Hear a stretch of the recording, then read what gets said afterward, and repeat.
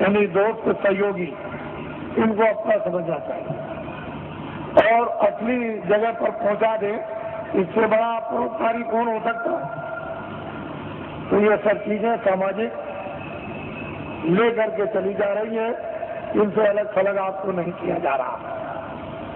तो मैं आपकी जो व्यवस्था योजना है उसको पूरा बना करके तैयार कर चुका हूं और बस यह है कि जैसे ही अपनी जगह पर आप खड़े हो गए वैसे ही योजना आपके सामने रख दी जाएगी। और जब वो चक्र यूं योजना के अंतर्गत जब आप प्रवेश हो जाओगे तो सारा का सारा गुण उसका ज्ञान और राज आपको समझ जाए, फिर उसके लिए कोई किसी को परेशानी नहीं होगी।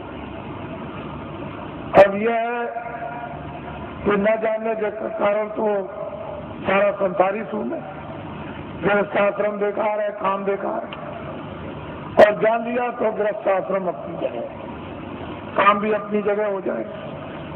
तो हमने जो आपको बताया, क्योंकि आपको अभी आदेश दूंगा, आपको अभी कि आपको मतलब ये जाना है, तो घूम जो तक खेतिहर काश्तकारों का तो देश में अभियान चल रहा, साथ ही साथ कर्मचारी अधिकारियों का कार्यक्रम चल रहा, साथ ही साथ में सेठ साहूकार दुकानदार और उद्योगपतियों का भी कार्यक्रम इसी के साथ साथ चल रहा, और साथ ही साथ यानी छात्रों का भी कार्यक्रम चल रहा।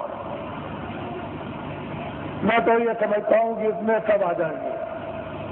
छात्रों में सबके छात्र आ गए, दुकानदारों में सब जातियों के दुकानदार और सेठ साहूकार उद्योगपति आ गए, और कर्मचारियों में सब दफ्तरों के यानी कर्मचारी सभी जातियों के आ गए, और घूम जो तक खेतिहर काश्तकारों में सब कौमों के घूम जो तक और खेतिहर काश्तकार आ गए।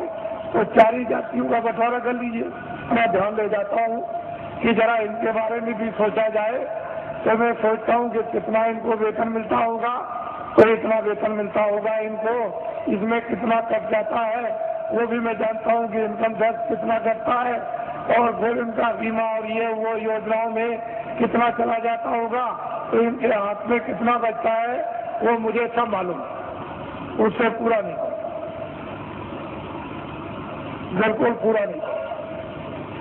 जजों का सुप्रीम कोर्ट के पूरा नहीं, हाई कोर्ट के पूरा नहीं, डिस्ट्रिक्टों का पूरा नहीं, जीएम का पूरा नहीं, एसपी का पूरा नहीं, और इनका पूरा नहीं और उनका पूरा नहीं, तो छोटे कर्मचारियों का उनका तो बिल्कुल ही पूरा, क्योंकि महंगाई तो सब पर समान है और टैक्स भी सब पर समान है। तो असली बात यह है कि जो सरकार, जो राजा अपने मजदूरों पर टैक्स लगा दे व्यवसाय पर, वो सबसे गिरा हुआ राजा, उससे गिरा हुआ कोई नहीं हो सकता। उसका ज्ञान खो गया, उसकी कला कौशल खो गई और उसकी योजना खत्म हो गई।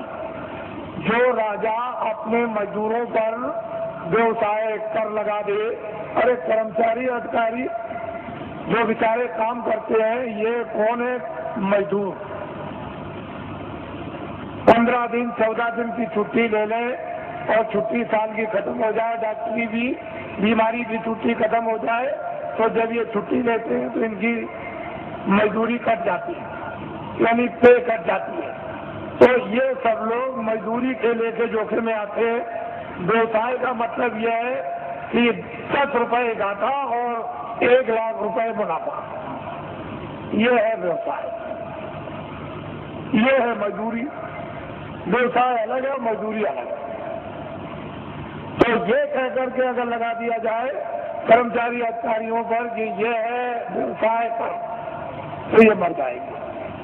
तो मैं कभी कभी उन लोगों की तरफ ध्यान दे जाता हूँ जहाँ पर 20 साल और 25 साल और मतलब सजाए मौत देते हैं, और उनका उस वेतन में जब खर्चा नहीं पूरा होता है तो उनके घर में बच्चे और बच्चियां, तो जज है 10 लाख दो, 20 लाख दो, ये सामान दो, ये सामान दो, खर्चा तो पूरा नहीं पड़ता, तो चिंता सवार रहती है।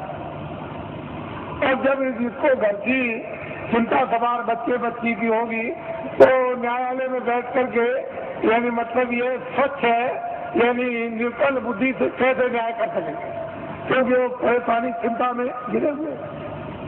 तो मैं कभी कभी ये बात सोचा करता हूँ कि जब उनका रिटायरमेंट आ जाता है और वो रिटायर हो जाते हैं और उससे वेतन जो उनको पेंशन मिलेगी उसमें पूरा नहीं पड़ता, तो फिर ये क्या करते हैं, किसी फैक्ट्री में अगर जगह नहीं किसी फैक्ट्री में मिली और किसी जगह फिर साहूकार के यहाँ नहीं मिली, तो फिर न्यायालय में आते हैं और वकील की हैसियत से फिर काम करना शुरू कर देते हैं, तो कटघरे में खड़े होते हैं।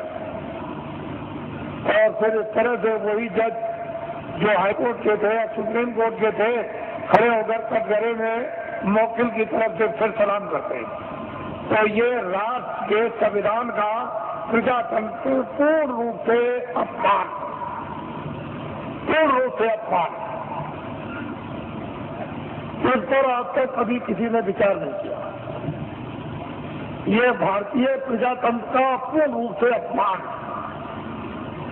ऐसे बड़े बड़े पदों की आपको मतलब यह है कि पूरी देखभाल रखना चाहिए कि ऐसे बड़े बड़े पद हैं और फिर आकर के वही व्यक्ति निम्न श्रेणी पर आकर के कटघरे में गिर जाए और फिर सलाम करें, ये भारत के लिए शोभा।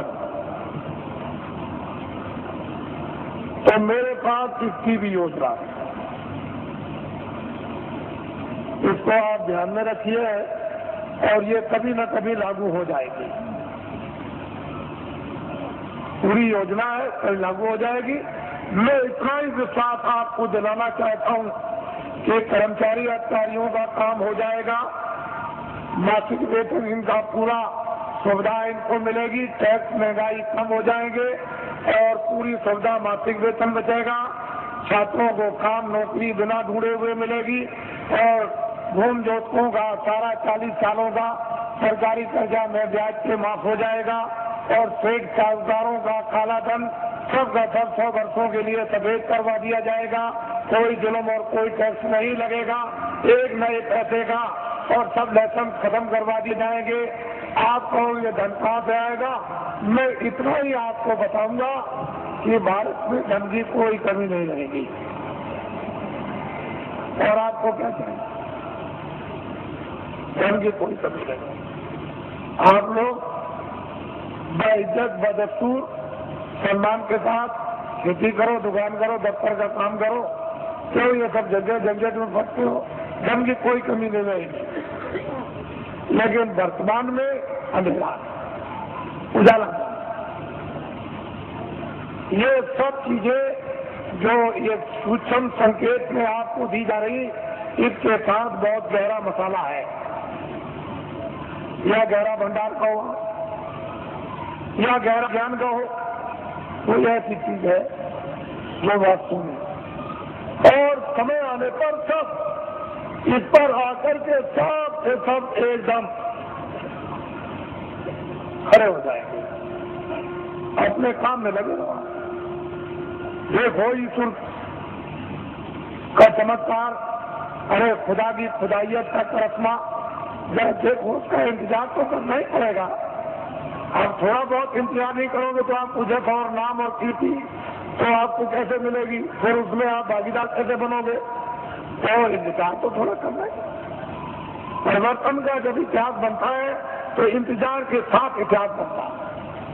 वैसे तो रावण मार दिया जाता, मरवा दिया जाता, महाभारत कहीं भी किसी कोने में बैठ के करवा दिया जाता, लेकिन मतलब है कि इंतजारी के साथ इतिहास नहीं बनता। इतिहास